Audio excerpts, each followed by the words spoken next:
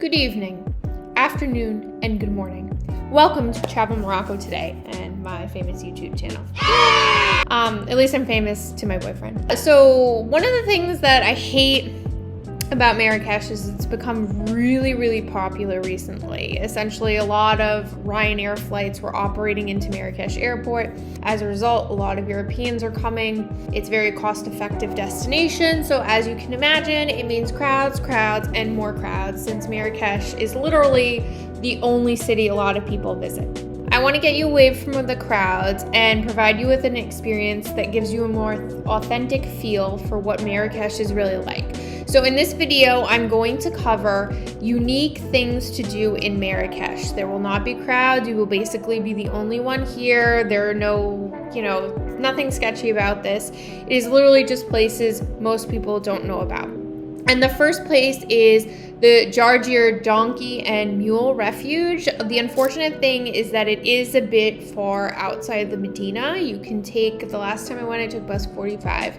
It is really nice. Essentially, this couple from England decided to purchase a house in the countryside, and there were a whole bunch of mules and donkeys there that basically a lot of owners, a lot of farmers can't take care of them anymore. So the couple has taken them into their quote-unquote home, but it's a refuge, and it's a really nice place to walk around. You can enjoy the gardens and the atmosphere, and you can also pet the animals. Just be forewarned, if you're an animal lover, it is a bit hard since you can see some of the animals have clearly been abused. They've been neglected, but it is really nice to see that they found a beautiful forever home where they're cared for and loved. The second one is probably one of my favorites, Anima. It was basically started by Andre Heller in 2016, and the really cool thing about this place is it's not just a garden, it's kind of like an art and garden combined. So you see these really neat botanical sculptures that have kind of been transformed into a garden, but they're also art pieces, and you can hang out on a hammock. They actually have a really nice on-site cafe that we both really loved. So it's a really great place to go. The cool thing too is that they have a free shuttle bus. So if you purchase your ticket, the shuttle bus will pick you up from Gatubia Mosque and then drop you back off in the city center. So it's very easy to get to, and it's just a really nice break from the Medina. The other plus side is that the shuttle bus is kind of small, so it helps limit the number of people who can visit, and we both really enjoyed our time here and highly recommend it. The next one is Cactus Themen. Basically, this guy, he was German, and he was like, hey, I'm gonna go to Morocco in the 1960s, and he went to Hardin Majorelle. He was like, oh my god, this is amazing. And then he started his own cactus garden, and it has like over 150 species of cactus. There are camels too. We tried to get the camels to come towards us by pretending to feed them. Don't do that. But they're really nice gardens that you can walk through, you can visit. It's just a really beautiful place. I was really impressed by the way that they maintain everything. They also have a shuttle bus that takes you there and drives you back, so it's pretty easy to find. You can just call them or look it up online. And yeah, if you like gardens and you like cactus and you like desert landscapes, it's a really nice place to go. I believe the entire property is like 17 acres, so it's pretty big, but the part that's open to the public isn't that big, so it'll really only take you maybe an hour to walk through, and they also have a nice on-site cafe that you can enjoy. Another one of the most unique things to do is the Museum of African Contemporary Art Museum. Basically, it's in a golf resort, and you walk into the museum and they have a really nice on-site cafe with coffee. They also have a lovely on-site garden which has several modern art sculptures. And the cool thing about this place is that it's modern art, so you'll see Moroccan artists and you'll see modern art, but it's not just Moroccan artists, it's also other African artists. So I'm not gonna lie to you, some of the stuff is like straight up weird,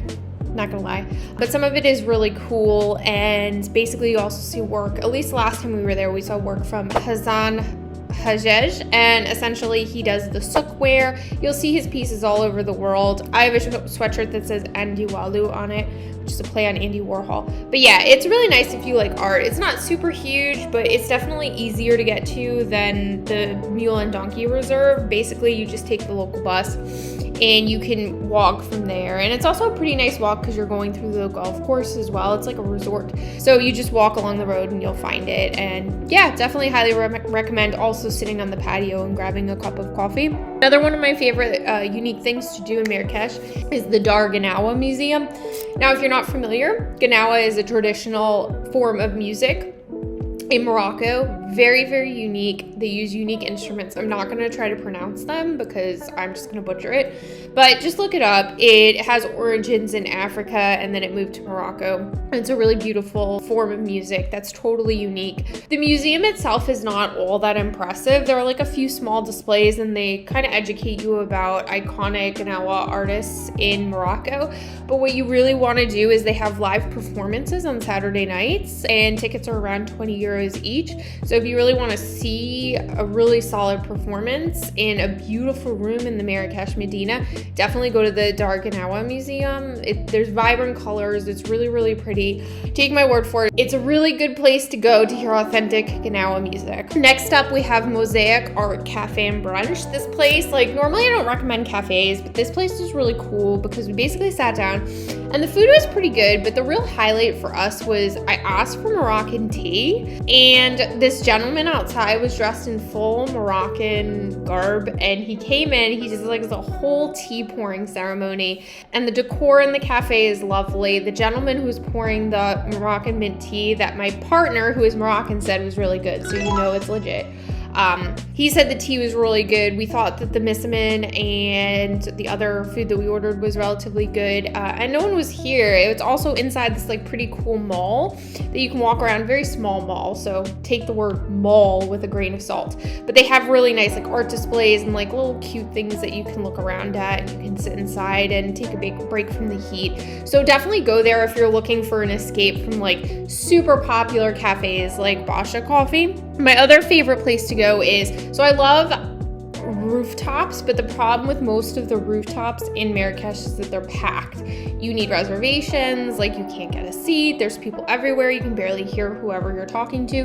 That's why I suggest you go to Riyadh Stella Cadente. There's actually a store, so if you look for the store, you can find the Riyadh and just ask whoever is in the store to let you in the Riyadh. And at first I thought like I wasn't supposed to go in there because it's a Riyadh, but it's apparently open to the public. I got tea and cookies for like 50 dirham. It was a bigger pot of tea. I guess it's a bit expensive, but honestly, like the entirely blue rooftop was absolutely stunning, and I definitely recommend going because there was no one there essentially, and I had it all to myself and I got lots of cookies and I basically just enjoyed myself without the crowd. So I will say that the views aren't like massive, so don't expect like amazing views, but the ambiance is lovely and the panoramas you get are really nice as well.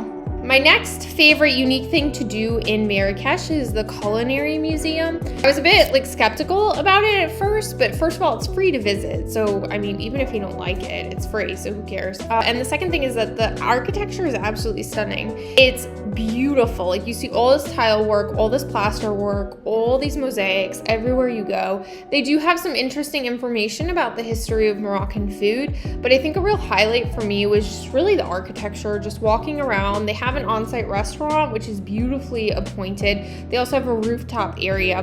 So it's a really good place to go if you don't want to spend a ton of money, but you still want to get an authentic feel for what Marrakech is really, really like. So definitely go. It is much better than any of the other museums I've been to. It's free, there's no one there, and like honestly, you'll take a million photos because everything is just so flipping beautiful. And then finally, one of my all-time favorites at the end to round out this video is the Musée des Palmeries. So the Musée des Palmeries is super nice. Essentially what you do is, I believe we took the 17 bus and you basically hop out and it's about a 10-minute walk to the museum. And I really enjoyed it a lot more than Hardy and Majorelle because there's basically no one there. I mean, part of it is a cactus garden. The other part of it is like a Moroccan Andalusian style museum. And there's, garden. And there's also a really nice art museum on site as well. And tickets cost just 50 dirhams. So it's really well worth visiting. We were basically the only ones there. We saw a cat. The cat followed us around. We gave the cat cheese. The cat continued to follow us around. So that gives you a sense for how empty this place is. There's also a really nice museum that I highly recommend you going to. It is in back of the Musée des Palmeries. All right, so the museum behind it is the Museum of Khalid Belkackia. I don't know if I'm saying that right. It's a really Moroccan name, but it's a really beautiful museum. It is literally right behind the Musée des Palmeries. You can walk, so it just makes sense to go to both while you're here. And the museum has a really impressive collection of this famous artist's works. It also has a really nice garden that is absolutely stunning, well maintained. Definitely a nice place to walk around. You can even climb up, and it's a small hill, but you can see really beautiful views of the Palmery and all of the palm trees that you see there. And honestly, a really, really, really great place to go. Hardly anyone's there. Just be aware that they're currently, as of recording, they're currently still renovating the museum. But we were there in April, and I think they said that it was going to open in 3 months, so you can do the math from there. April to May, May to June to July. So it'll probably be open around July, but just do yourself a favor and double check to make sure they're open, because you don't want to go all the way there and then it's closed. So yeah, that is my full list of unique and wonderful things to do in Marrakech. If you hate crowds, this list is for you. If you don't hate crowds, this list is for you, because these things are awesome. It's also a great list if you've been to Marrakech several times before and aren't really sure what you want to do and want something new to discover. So if you enjoyed this video, like, comment, subscribe, follow, support your girl from Travel Morocco today. I love you. Thank you for watching. Thank you for staying with me, and I will talk to you soon. Ta-ta for now. Bye.